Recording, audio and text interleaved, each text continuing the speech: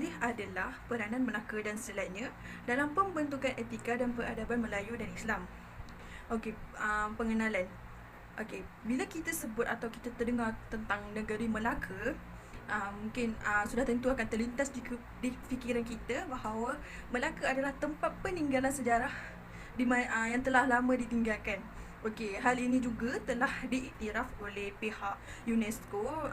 UNESCO tu apa? UNESCO tu adalah the United Nations Educational, Scientific and Cultural Organization.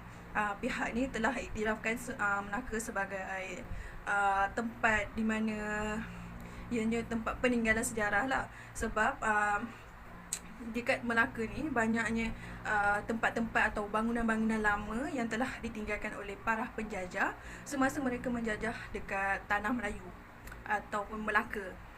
Okey, seterusnya adalah Melaka juga telah menjadi peranan yang sangat penting dalam sejarah Melayu kerana ianya mengandungi pelbagai peradaban dan etika semasa zaman para Meswara lagi. Okey, mesti korang tahu kan para Meswara tu siapa? Para Meswara itu adalah seorang yang telah mengasaskan negeri Melaka, yang telah menubuhkan Melaka. Okey, itu saya akan terangkan slide seterusnya.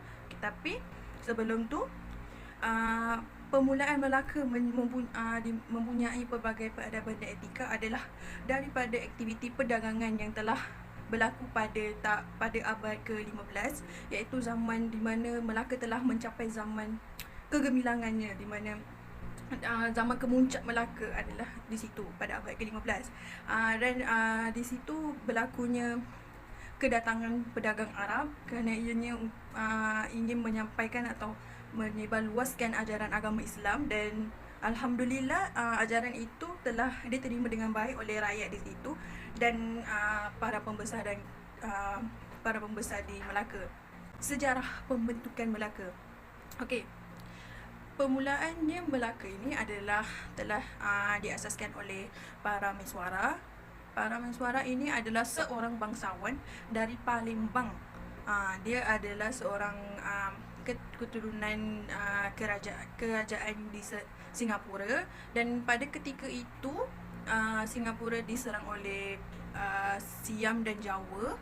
Jadi bila diserang oleh Siam dan Jawa, para Meswara dipaksa atau terpaksa berpindah untuk menyelamatkan dirinya. Ketika dalam perjalanan untuk menyelamatkan dirinya, dia telah beristirahat atau beristirahat di satu kawasan di bawah satu pokok yang dinamakan Pokok Melaka. Okey, bila dia duduk dekat bawah Pokok Melaka tu, dia telah melihat satu kejadian yang aneh, di mana bila dia sedang beristirahat, para Meswara ini telah melihat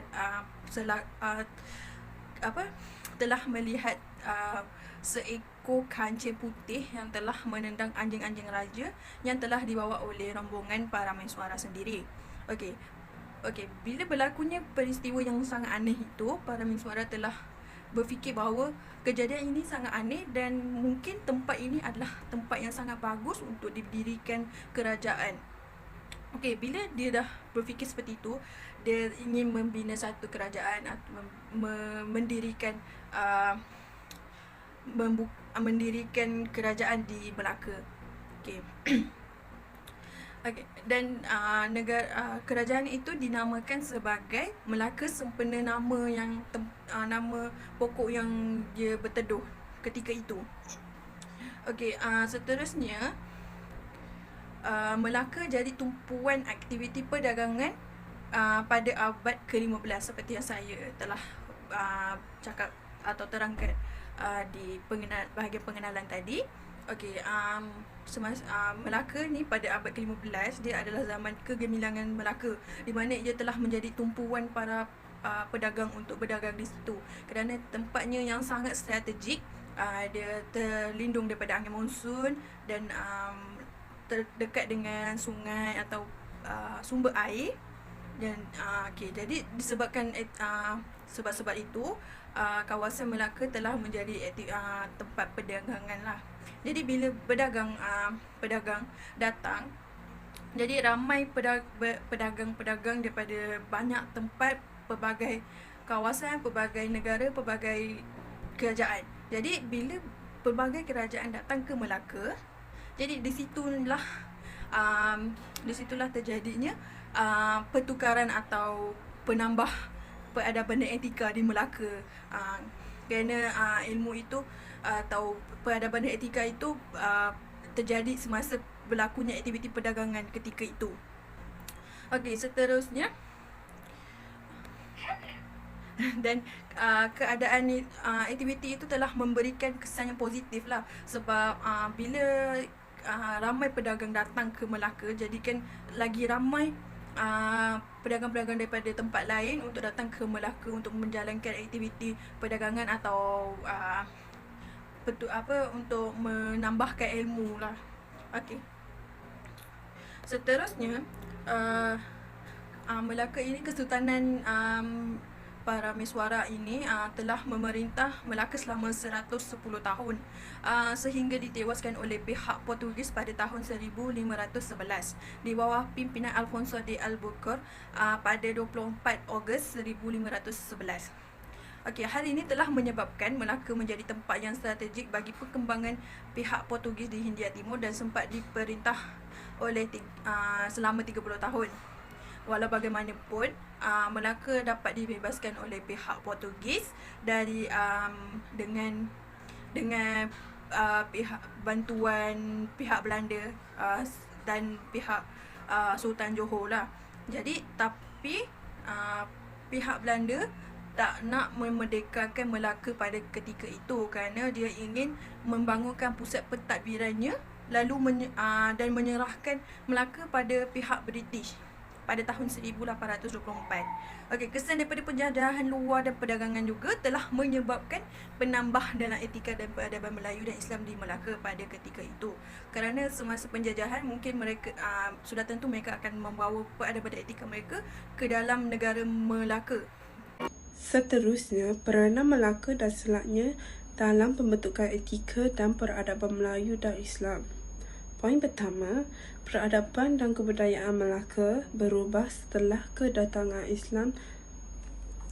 Perubahan budaya dan tamadun kerajaan Sriwijaya di Melaka bermula selepas para pemimpin bertukar agama. Pegawai istana dan kerabat juga mengikutinya. Melalui kisah Raja Melayu, para sejarawan telah menemui beberapa penjelasan mengapa para miswara berminat untuk memeluk Islam.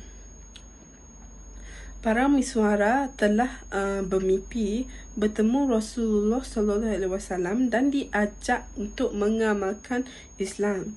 Selain itu, karya seperti menyalin dan menterjemah buku mula memperkasakan aktiviti keagamaan di Melaka. Walaupun sukar untuk menterjemah kitab-kitab daripada bahasa Arab ke dalam Jawi pada masa itu, tamadun diraja dan negeri turut mengalami perubahan selepas kedatangan Islam apabila sistem pentadbiran Melayu yang sebelum ini mengandungi unsur Hindu-Buddha seperti Dewa Raja telah dimasukkan dan digantikan dengan peranan ulama sebagai penasihat kepada Sultan.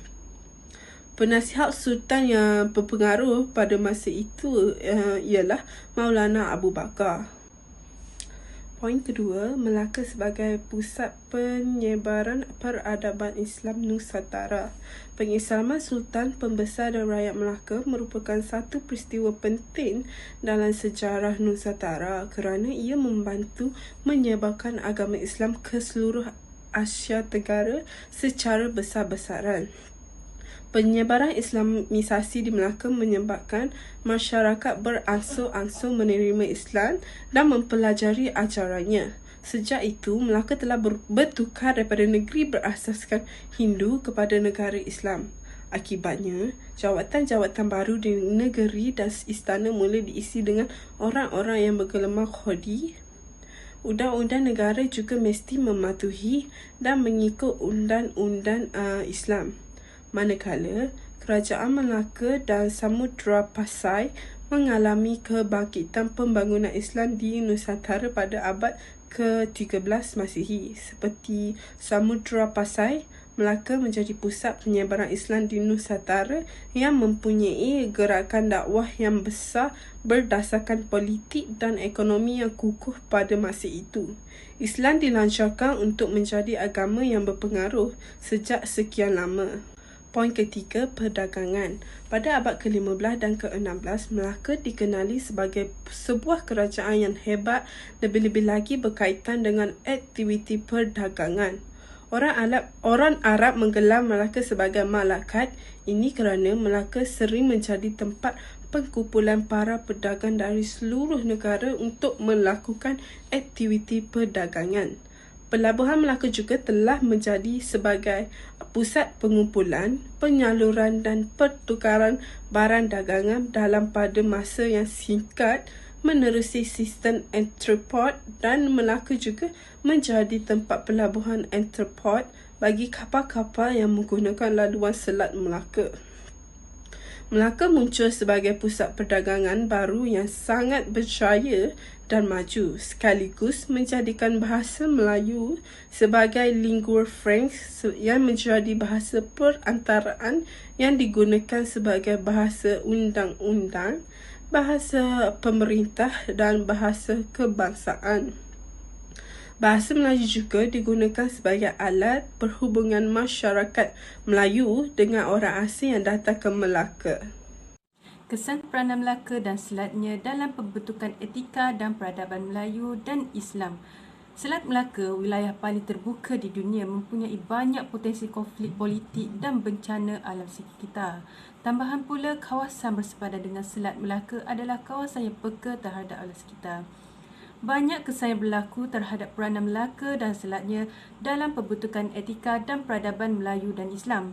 Antara kesan dalam pembentukan etika dan peradaban Melayu dan Islam adalah terhadap sistem perundangan. Sistem perundangan iaitu Kanun Melaka merupakan perlembagaan tanah Melayu.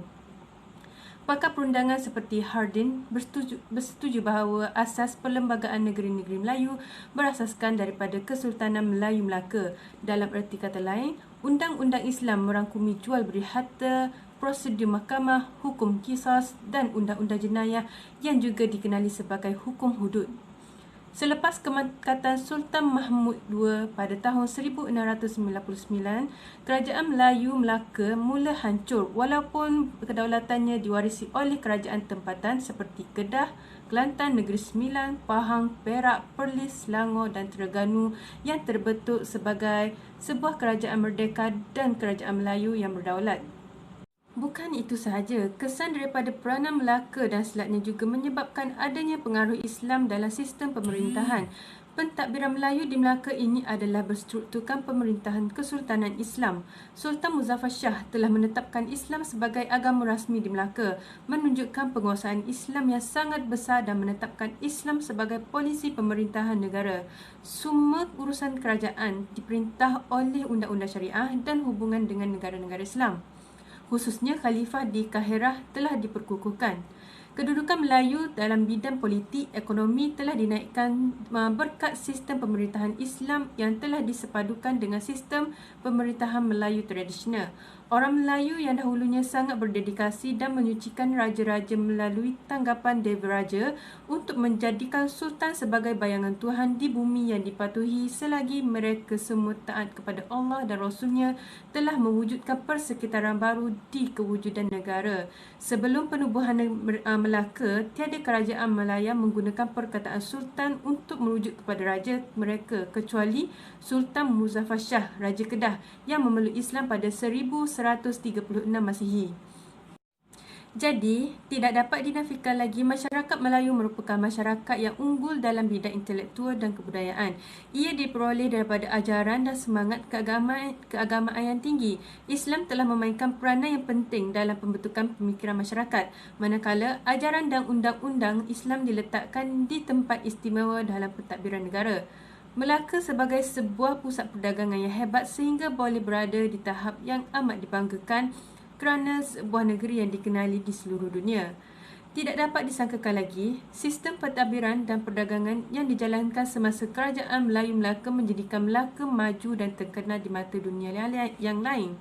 Walaupun kemudiannya kebudayaan Melayu menghadapi persaingan dengan budaya Barat yang cuba bertapak semasa era kolonialisme. Namun, kebudayaan Melayu Islam tetap utuh menempuh cabaran. Peranan Melaka yang mengekalkan kebudayaan dan peradaban di tanah Melayu telah melahirkan atau memupuk semangat jati diri yang kuat dalam masyarakat.